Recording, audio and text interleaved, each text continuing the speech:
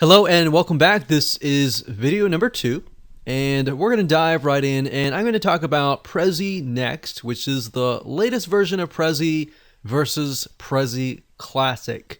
So as of now of making this video course, you can either make your Prezi Classic videos or Prezi Next. Now keep in mind that if you make any Prezi presentations in Prezi Classic, you cannot really import them into Prezi Next. And you'll get an idea of what the major differences are. That way you can decide on which one to go. Now, Prezi Next new features. So Prezi Next is, like I said, the latest version of Prezi. And the main differences, one of the main differences is that Prezi Next runs on HTML5. So as you will notice, a good amount of presentations, video players, they're all moving towards HTML5. That's essentially the future. While on the other hand, Classic Prezi runs on Adobe Flash. So as you know, certain browsers as of now, they have literally gotten rid of playing Adobe Flash, because many people consider it to be unsafe and prone to performance issues. So that's the big thing. And other than that, frames, for example, which will make more sense when I dive in, are hidden until you're ready to show them. You can use fade in or fade out animations, which allow you to manually hide content until you're actually ready to show them. So the nice thing about Prezi is a lot of items you cannot see until you zoom in. So kind of how you saw how I zoomed in. So you saw the 9 different video topics and then I was able to zoom in.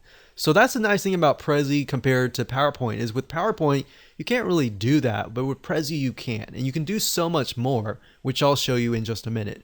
And also with Prezi Next, you can click and zoom on any frame during the presentation, and you are not stuck on just like following the slide's path sequence number. So with the previous Classic Prezi, you can only go in order. You have to go like in order of creating it. But with Prezi Next, which I'll show you in just a minute, for example, with the 9 videos, I could either go in order or I could just pick and choose the bubbles, right?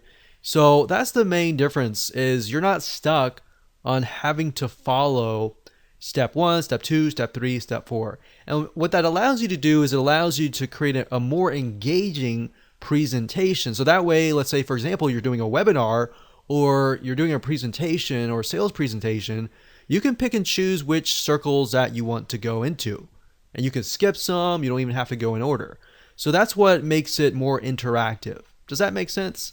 So it provides analytics also by showing how many people viewed your presentation, who they shared it with, and which parts interest them most. That's amazing because you were not able to do that in the original Classic Prezi.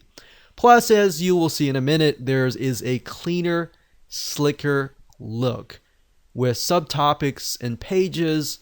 As far as setting things up, the structure is just a lot more cleaner. Everything is structured properly, and it's just a lot easier as far as usability goes. I remember back in the day with Classic Prezi, setting things up was actually very complicated.